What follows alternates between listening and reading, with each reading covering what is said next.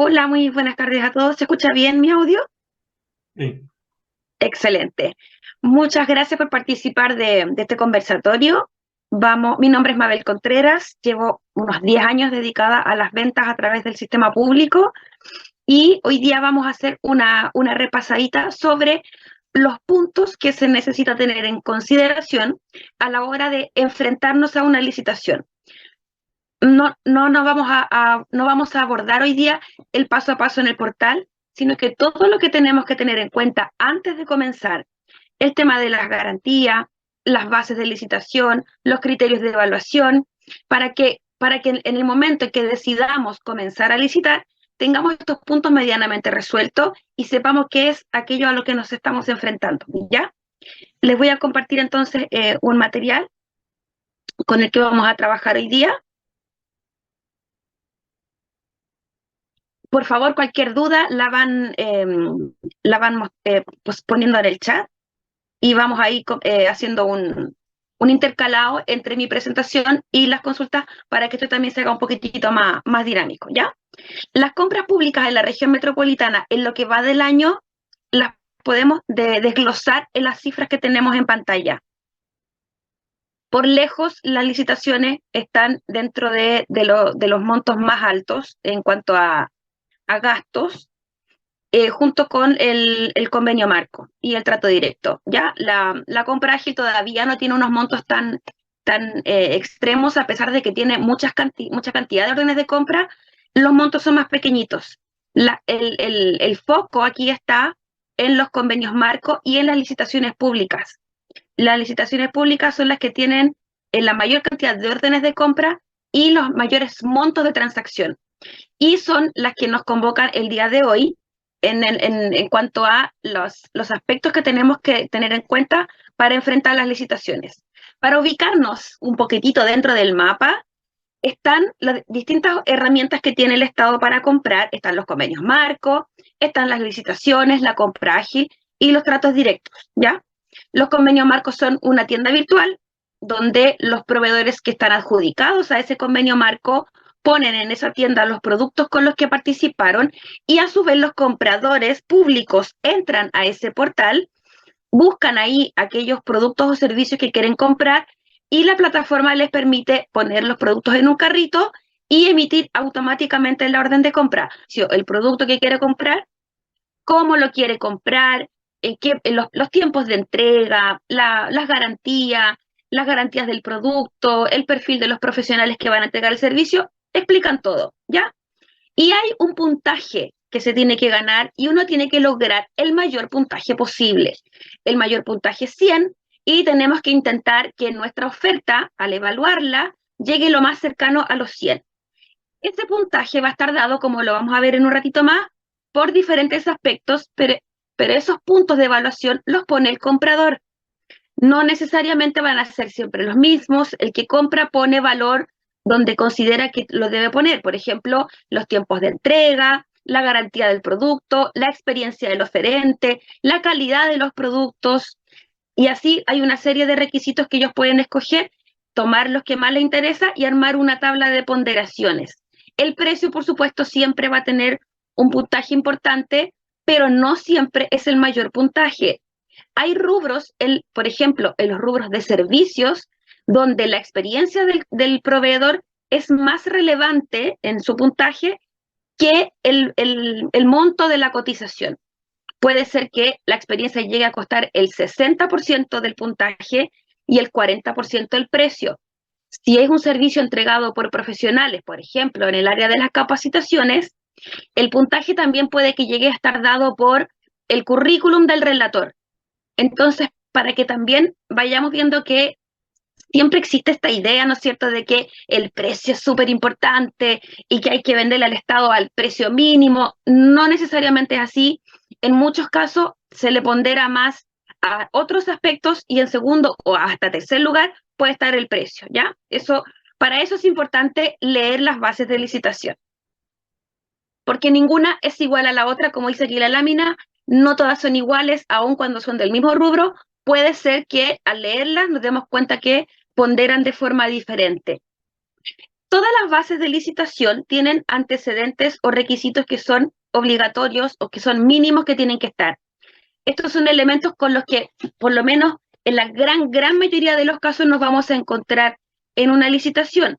Nos tienen que indicar, nos tienen que informar lo más posible para que nosotros podamos elaborar una oferta adecuada, una oferta que se apegue a lo que ellos necesitan. Y para eso las bases tienen que incorporar en un lenguaje simple, en un lenguaje directo, elementos que son básicos. Por ejemplo, requisitos y condiciones que tienen que cumplir los oferentes. Especificaciones técnicas del producto. Por supuesto que las tienen que incorporar, ojalá la mayor cantidad de características posibles. Las bases tienen que indicarnos cuáles son las etapas y los plazos en que se va a desarrollar la licitación, cuáles son las condiciones de pago que nos van a entregar.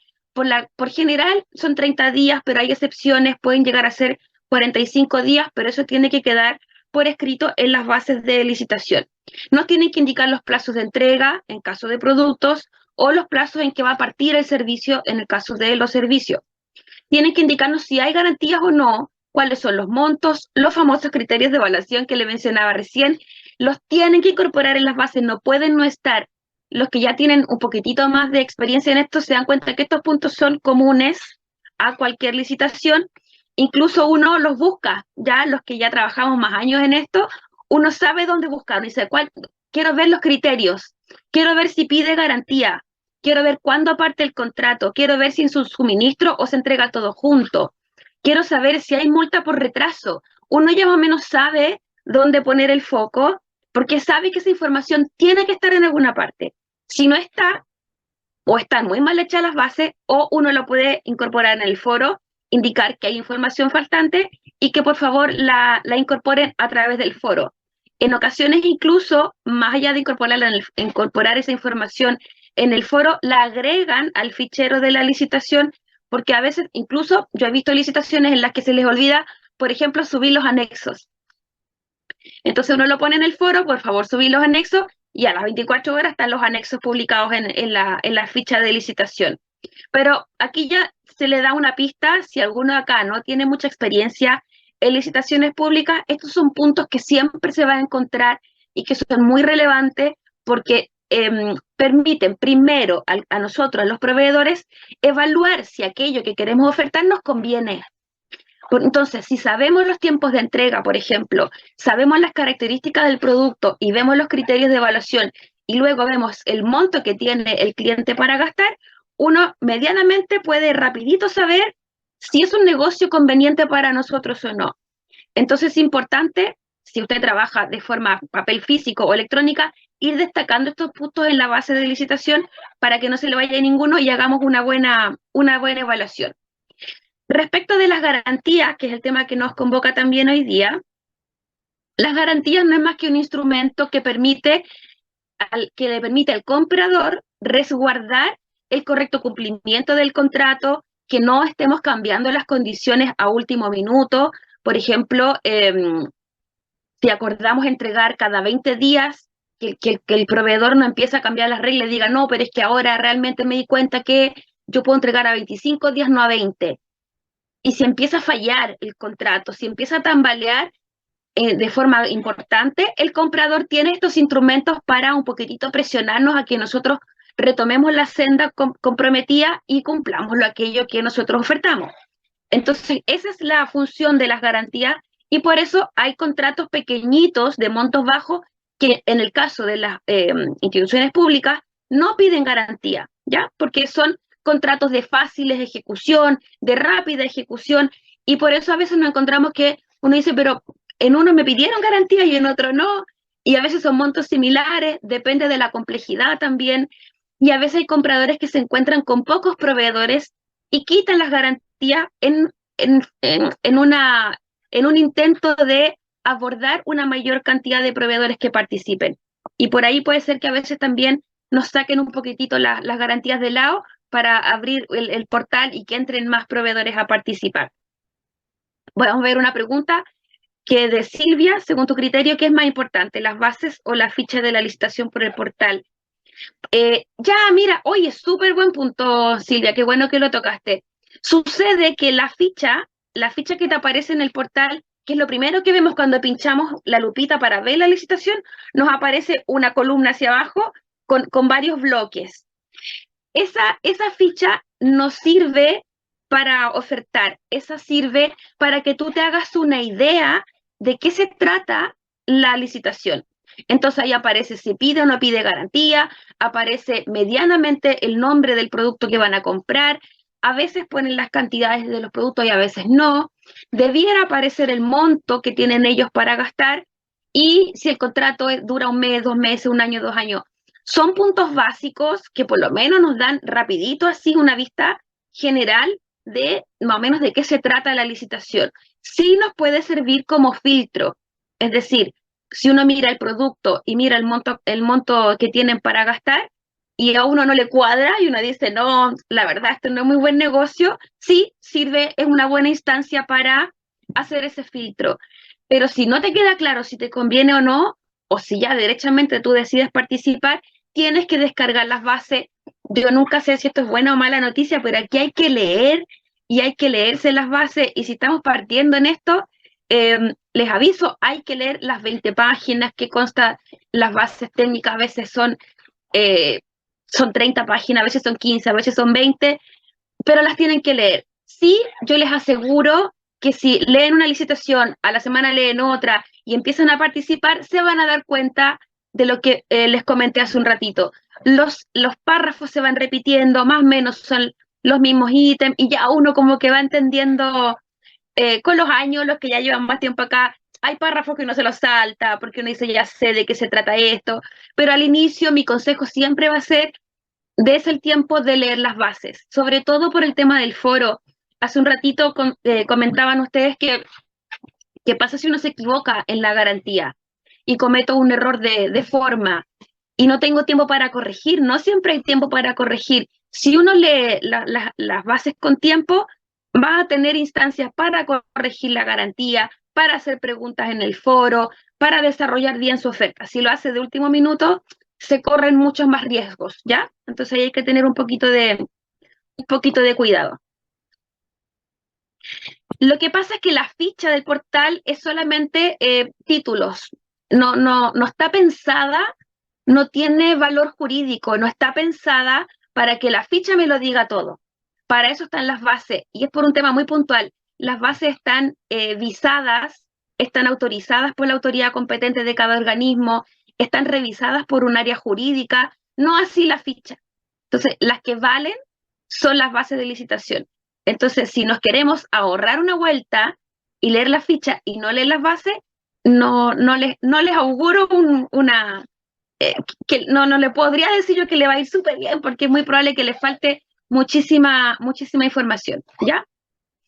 Aquí dice otro participante que estuvo en una licitación donde la información de la ficha del portal daba una fecha de vencimiento para la serie de la oferta, pero las bases daban otra. Sí, puede suceder, porque a veces se demoran mucho en publicar las bases, entonces las redactaron en una fecha, pero las publicaron con un poquito de retraso y eso genera una incongruencia entre las fechas. Repito, lo que vale es el documento que está dentro de la ficha, ¿ya? Eso es lo más relevante. Vamos a seguir entonces con los tipos de garantía. Los más comunes, por supuesto, son el sería de la oferta, fiel cumplimiento del contrato y la garantía por anticipo. La de sería de la oferta es la más común, es la que la mayoría conocemos, y el objetivo es que aquello que nosotros estamos ofertando no lo estemos cambiando en el camino, ¿ya? No sea que después nos publiquen una orden de compra y el proveedor diga, uy, me arrepentí, yo la verdad, este precio no era, o los tiempos de entrega en realidad, o el producto, yo iba a entregar uno, pero ahora te voy a entregar otro, entonces ahí se frena todo, el comprador dice, a ver, aquí tenemos una incongruencia, usted ofertó una cosa y me quiere entregar otra diferente. Y ahí aplica el cobro de la seriedad de la oferta, ¿ya? Entonces, las seriedad de la oferta se entregan siempre antes de la fecha de cierre de ofertas, la fecha y hora tope es la misma del cierre de oferta, con la salvedad de que la electrónica usted la puede subir al portal y la física la va a tener que ir a dejar. Y ahí es un poquitito más complejo. ya prácticamente todas las licitaciones vienen con la garantía electrónica, ya casi se permite la otra, por supuesto, pero la electrónica ya se tomó el mercado, yo la encuentro muy simple, es mucho más rápida, la podemos corregir, en cambio la otra hay que ir al banco a corregirla y se vuelven a demorar otro día, tiene más complejidades. La electrónica, por supuesto, que vino a facilitar mucho el tema y por mi parte siempre las voy a recomendar por sobre la que es física, ¿ya?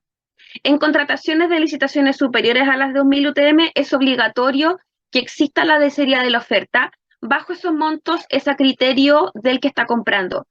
Generalmente una licitación de 2 millones, 3 millones es fácil encontrar con que no pide ninguna garantía, ¿ya? Pero si es un contrato de suministro que se entrega mes a mes, aunque sea bajito el monto, es muy probable que ahí sí se la pidan. No hay una regla así como general, súper cuadrada y estructurada respecto de cuándo se pide y cuándo no, sobre todo de la de serie de la oferta, ¿ya? Aquí me pregunta Claudio, ¿cuál es la metodología para hacer efectivo el cobro de una garantía de serie de la oferta en caso de que te la quieran cobrar? Eso está descrito en las bases y por eso es importante leer las bases.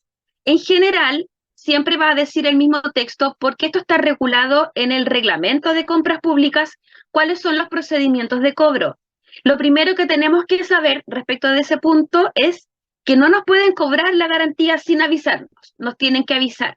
Nosotros como proveedores tenemos un tiempo para hacer nuestros descargos. También está escrito en las bases cuáles son esos tiempos. Entonces tienen que leer el párrafo que dice sobre el cobro de garantía, sobre cómo se devuelven estas garantías, porque ahí van a especificar en qué circunstancias se cobra, cómo se cobra, y nosotros siempre vamos a tener chance de hacer nuestros descargos, porque puede ser que se esté cobrando de forma injusta, ¿ya? Y sucede, es decir, si nosotros conocemos bien el reglamento y conocemos bien la ley y nuestros derechos, sabemos, y en las bases indica, que tenemos un tiempo, incluso hay bases que especifican cómo, un correo, en qué lugar yo tengo que hacer mi descargo, si lo tengo que hacer por carta, antes era por carta certificada, ahora se puede hacer por correo, hay distintas formas, se puede hacer por plataforma, pero lo especifican en las bases. A ver, y para que se entienda todavía más, existe un principio que rige las compras públicas, que es el principio de estricta sujeción a las bases. Lo que dice la base es ley, es sagrado. Si no lo dice, ya ahí entramos en el ámbito de que podríamos hacer cosas porque no las dice. Pero lo que se dice es, entonces lo que aparezca ahí, usted lo tiene que tomar como que este es el mecanismo y esta es la forma, ¿ya? Entonces tiene que leer las bases para entender cómo sería el tema del cobro de las garantías, ¿ya? Y se cobra en caso de que el proveedor retire su oferta o cambie las condiciones o quiera entregar un producto distinto al que ofertó. Así que ahí también hay que ser súper responsable. No ofertemos si los tiempos no nos dan, si no tenemos el producto exacto, si tenemos dudas de la oferta de que no vamos a poder cumplir, evitar ir igual, porque no sea que nos adjudiquen y que lleguemos a participar y se den cuenta que nos damos el ancho y nos pueden llegar a cobrar la garantía de serie de la oferta, ¿ya? Seguimos. El tema de la garantía de fiel cumplimiento de contrato sirve para garantizar el correcto cumplimiento. El nombre lo dice súper bien. Para cumplir con todo lo que se comprometió está de fiel cumplimiento del contrato. Por eso la vigencia es mucho más larga y por eso los montos también son más altos, porque el objetivo es que de verdad sea una herramienta disuasiva y que haga que el proveedor se atenga a aquello que se comprometió. Entonces, es obligatoria si el contrato es mayor a 1000 UTM, si es menor a 1000 UTM es a criterio del comprador. Ahora, por menos de eso, la mayoría, aunque estén un poquito más abajo de las 1000 UTM, la gran mayoría pide garantía de fiel cumplimiento del contrato. Es un riesgo para el comprador tener montos comprometidos tan altos en un solo contrato sin tener una garantía, porque se cae el negocio, se transforma en un fracaso para el comprador, porque va a tener que hacer todo de nuevo y a veces hay pérdidas importantes. Entonces, 1000 UTM, yo diría que por mucho menos ya se están solicitando garantías de fiel cumplimiento del contrato y los montos van de entre el 5 y el 30%. El 30 es cuando ya son contratos muy complejos, cuando son de muy largo aliento. Yo diría que el promedio está entre el 5 y el 10% del total del contrato. Yo diría que ahí está como el grueso de los montos de las garantías, ¿ya? Y lo mismo que en la ficha anterior, las causales de cobro, la metodología de cobro, los plazos para realizar los descargos, todo está detallado en las bases. De todos modos, nunca está de más que ustedes descarguen pueden googlear reglamento de compras públicas, lo pueden descargar y buscar en el título donde habla de las garantías, porque en las bases de licitación no se pueden poner creativos. Ahí no hay nada que no esté en el reglamento. No se pueden salir de lo que dice el reglamento.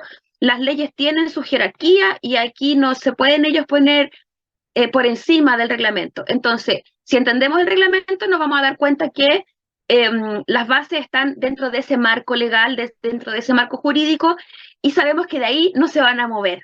Entonces, si ustedes son de los que ya llevan su tiempo vendiéndole al Estado, yo creo que es una excelente iniciativa que tomen el reglamento y lo lean. No está escrito en un lenguaje muy técnico. Tengo que decir que está muy, muy simple de comprender, está muy bien desglosado y de verdad, de repente nos prende luces y nos dice, ahora entiendo por qué mi cliente me pide tal cosa o por qué la vez anterior dejaron desierta esta licitación y uno empieza a entender un poquitito más de lo habitual. Si ustedes es como recurrente en licitaciones públicas, le hace el reglamento. Va a entender muchas más cosas de las que entiende ahora, ¿ya? Por aquí me están preguntando algunas pólizas o garantías de MOP. No es tema de este taller, no traje material preparado para temas del MOP y escapa un poco de mi expertise, por eso me he omitido esas preguntas, no es que no las haya leído, sino que no quiero entregar información errada, pero ahí quizás los chicos acá no pueden echar una manito respecto de estas preguntas que están haciendo quizás al final de la charla, aclarar qué pasa con las pólizas para canje. Entiendo de qué se trata, pero si lo explico podría estar ahí yo siendo un poquitito imprecisa.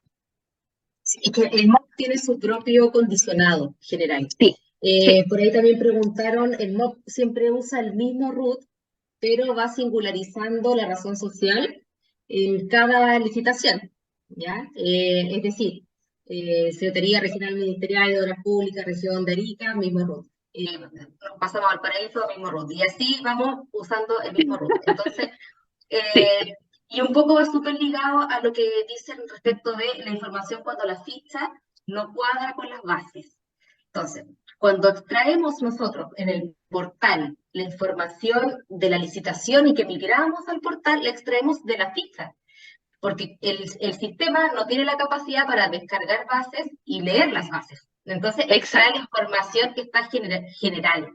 Es por eso que en el caso, por ejemplo, si es una licitación tradicional para MOP, por ejemplo, algo simple que sea de algún insumo, extrae la información y extrae el MOP. Pero el usuario en el portal puede cambiar y poner la razón social que se solicita por bases, escribirla, y Ya, así evitar la póliza. Si el ya, sistema o no pudiera hacerlo o no se lo permite, lo que puede hacer el usuario es emitirla así y solicitar a la compañía rápidamente que genere el endoso por cambio de razón social. ¿Ya? Eso también se puede realizar. ya. Ay, te pasaste, muchas gracias. Hasta yo aprendo cositas cuando hago estos talleres.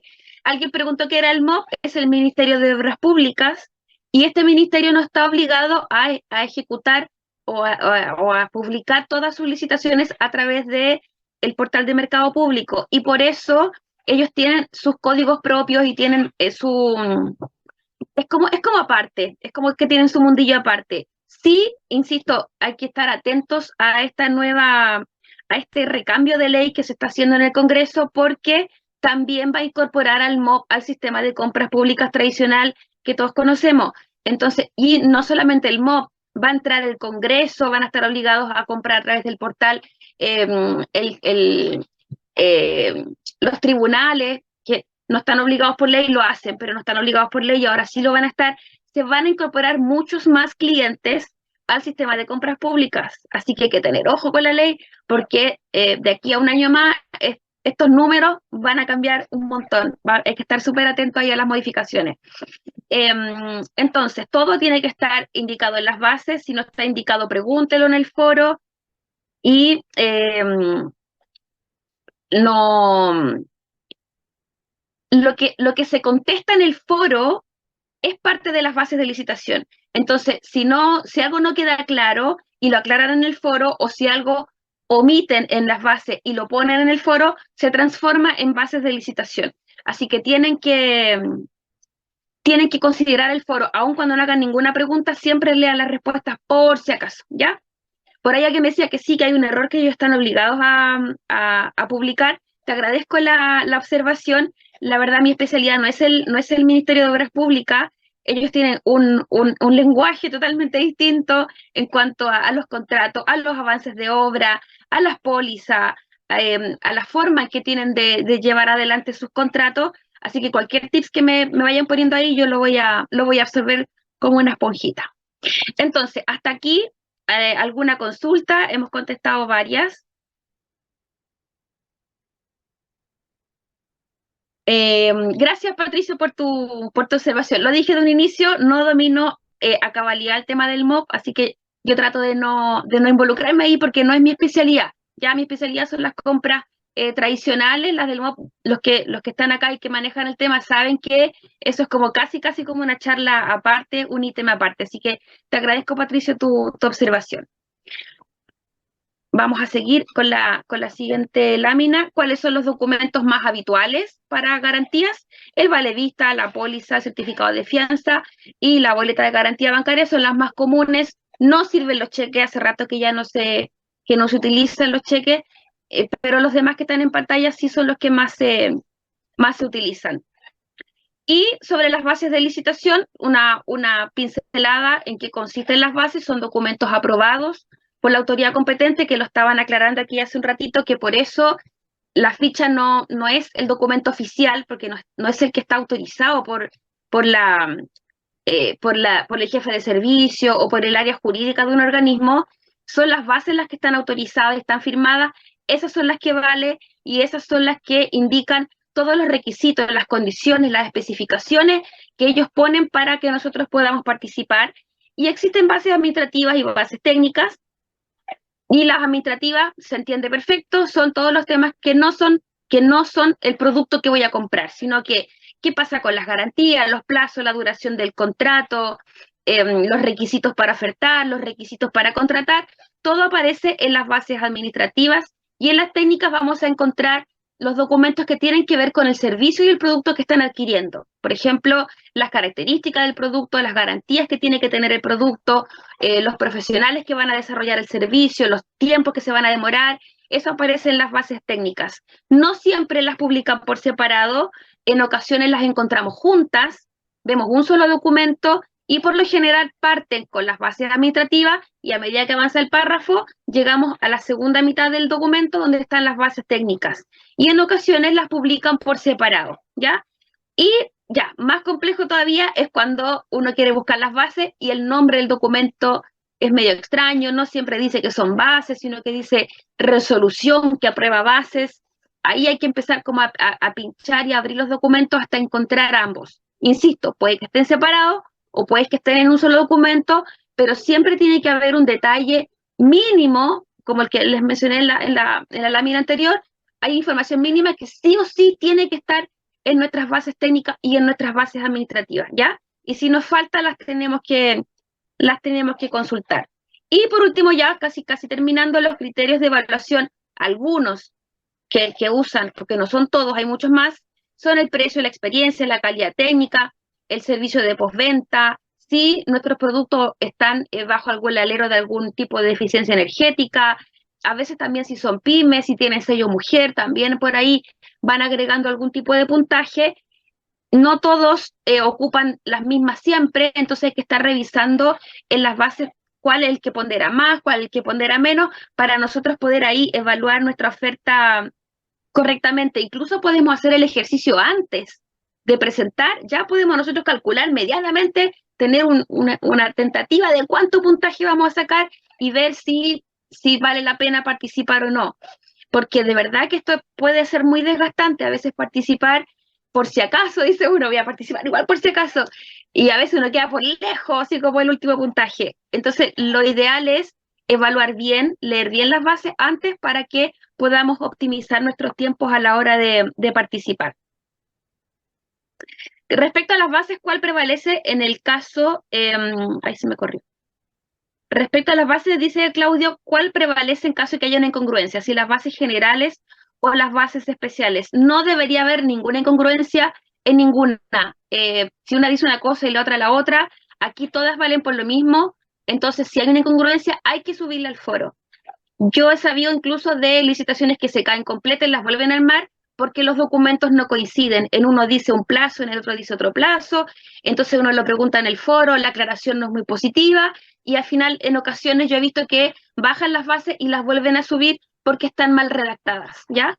Habla muy bien del proveedor cuando uno se da cuenta de la incongruencia porque ahí nos estamos encontrando ante alguien que lee y entiende de lo que está leyendo, entiende su materia y se dan cuenta de esta incongruencia. Entonces, y es importante ponerlas en el foro porque es una incongruencia en las bases que no se detecta en el foro puede incluso generar un contrato que después va a estar mal ejecutado porque en una parte dice un plazo, en otro en la otra, y ahí las interpretaciones van a ser variadas y nos podemos meter ahí en un problema. Y Mari Jorquera pregunta, ¿qué prevalece en caso de interpretación de contrato por diferencias de partida o cantidades en itemizados planos, entre otras variables? No te entiendo muy bien la pregunta, Mari. Si quieres, abres micrófono y me lo dices como más fluido o me lo vuelves a redactar, porque no me quedó muy claro a qué te refieres con qué prevalece en caso de interpretación de contrato por diferencias de partidas o cantidades. No, de verdad que no me está costando entender tu pregunta, pero si quieres abrir micrófono y lo conversamos, sería como más simple para poder aclararte. Voy a avanzar mientras tanto, ahí para que tú veas si lo quieres redactar o lo quieres preguntar al aire. Y recomendaciones, que ya las he ido haciendo en el transcurso de este ratito, leer toda la documentación, sobre todo si estamos partiendo. Aún así, la pregunta que hicieron hace un ratito sobre incongruencia, eso uno lo descubre leyendo. Aquí la lectura se va a transformar en nuestro mejor aliado a la hora de participar en licitaciones, porque el Estado tiene que dejarlo todo por escrito.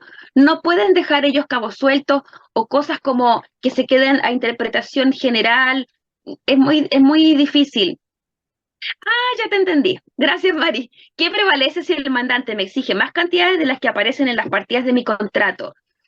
Si tu contrato tiene las mismas cantidades que ellos están pidiendo y posterior al contrato, ellos dicen, no, en vez de 300, ahora queremos 400, ¿te lo pueden pedir? Sí. ¿Te lo pueden exigir? No. Si ellos quieren aumentar la cantidad, van a tener que ellos hacer un aumento del contrato. Ese aumento del contrato está también reglamentado, no puede ser más de un 30% del contrato y tiene que ser de común acuerdo. Eso es importante, tenerlo en cuenta. Si el cliente quiere aumentar la cantidad o los días de servicio o lo que sea y el contrato va a tener un volumen mayor, primero tiene que ser de común acuerdo. No pueden ellos hacerlo de forma arbitraria. Y si tú estás de acuerdo, tienes que primero, antes de hacer ese aumento, tener la orden de compra. Si hubo una garantía de fiel cumplimiento del contrato, va a haber que cambiar esa garantía. ¿Y qué más había que hacer? Cambiar la garantía, cambiar la orden de compra y si hay un contrato firmado, el contrato también se va a tener que modificar. Que si puede disminuir, es triste lo que te voy a decir, pero a veces puede disminuir.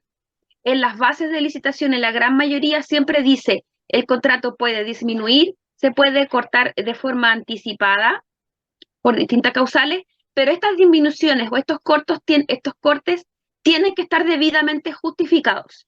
Y en las bases de licitación, vuelvo a las bases porque ahí está todo, está indicado, por ejemplo, cuando te cortan ante el servicio por motivos de fuerza mayor como los medioambientales, ya de eso hemos tenido mucho en los últimos años.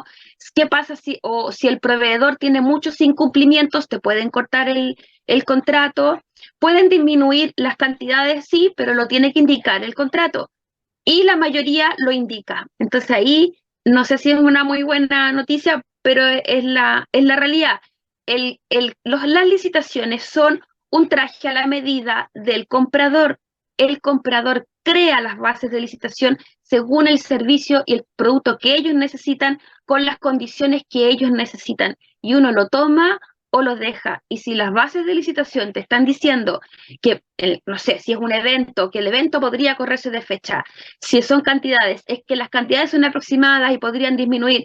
Si eso a ti no te genera certeza o no te da seguridad de que sea un buen negocio, entonces lo mejor es no participar. Lamentablemente aquí ellos tienen como un poquitito sartén por el mango, pero recuerden que siempre está el reglamento de compras públicas y ellos no pueden modificar cosas que no estén en el reglamento, y por eso, si ya ustedes tienen un nivel medio avanzado de compras públicas, el reglamento lo tienen que tener en cuenta porque ahí uno sabe defenderse. ¿Ya? Eso, espero haber ahí contestado tu consulta. Ir tomando nota, trabajar la licitación con el mayor tiempo posible, ojalá si son licitaciones complejas, trabajarla entre dos personas, revisar bien los criterios de evaluación. No todo es el precio, a veces también es la calidad del producto, las garantías y otros criterios que ellos pueden aplicar.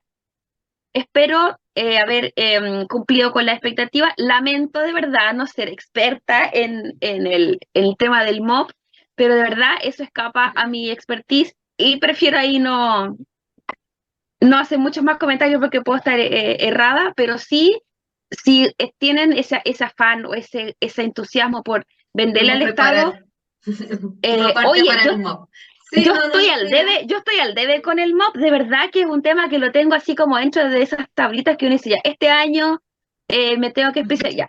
Una es la DIPRES, que para mí también es un mundo totalmente distinto, y el otro es el MOP, así que yo ya me lo propuse porque esta cosa dije, no puede ser que me supere, no debe ser tan compleja, así que la vamos a estudiar y espero que por lo menos lo que les expuse les haya servido, que les haya hecho sentido.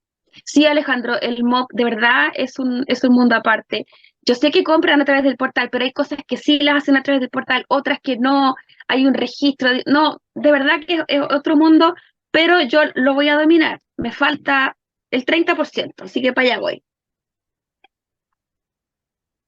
que bueno, muchas gracias, Mabel. ¿Queda alguien que quiera hacer alguna otra consulta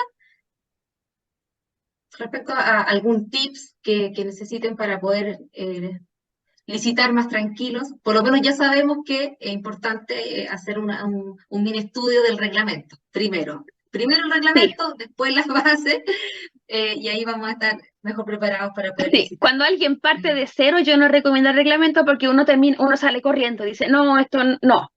Pero ya los que llevan un ratito, ya conocen el lenguaje técnico, el reglamento va, no es tan complejo, no es tan largo, tú lo imprimes y te das cuenta que son unas poquitas hojas, pero esa es la Biblia de los compradores. Ellos no pueden comprar si no se sabe, si no entienden ahí el, el reglamento. Entonces, si uno entiende lo que ellos saben, hablamos el mismo Ujú. idioma, es mucho más fácil abordar las compras públicas. Así es. Hay una, no sé si le respondiste, Mabel, parece que no. ¿Este año tendrá modificaciones el reglamento? Pregunta Mari. Cada vez que se modifica la ley, cualquiera, ley de tránsito, ley de impuesto interno, la ley que sea, se modifica el reglamento. Y de ahí que esta ley que se va a modificar, yo lo voy a estar publicando en mi LinkedIn, Ujú. porque se viene, fui a la presentación de los 20 años de Chile Compra y ahí hablaron muchísimo de esta ley. Cada vez que se modifica la ley, se modifica el reglamento. Lo que pasa es que en esta oportunidad el reglamento se va a modificar de forma sustancial, va a más de duplicar la cantidad de artículos que va a tener el reglamento. Entonces, léanselo porque cuando venga la otra se les va a hacer mucho más difícil. Y por lo mismo, esta ley no se va a aplicar de inmediatamente, o sea, no es como otras que se publican y se empiezan a ejecutar de forma inmediata. Esta va a tener plazos, porque claro, viste ahí, la Mari ya entendió, 24 meses, hay algunos artículos que van a ser de ejecución inmediata, otros de 6 meses, otros de 12 meses, otros 18 y otros incluso 24. De la misma ley estoy hablando, la ley de compras públicas. Algunas se van a aplicar al tiro, las que tienen que ver con probidad, por ejemplo, me parece que por ahí hay algunas que se van a aplicar de inmediato y otras que se demoran, porque hay que modificar el reglamento. Las instituciones van a tener que modificar su reglamento interno, van a tener que modificar su gestión interna de cómo compran, la plataforma va a tener que sufrir modificaciones y hay contratos que van a estar en curso cuando cambie la ley. Entonces, por eso hay aspectos de esta ley que se van a aplicar en largo plazo y otros a corto plazo. Entonces, vamos a tener que leerla, ahí sí, en esa sí soy buena. Así que apenas se publique, yo voy a estar largando ahí los tips de las partes que se van a ir ejecutando de forma inmediata. Perfecto, muchas gracias, Mabel.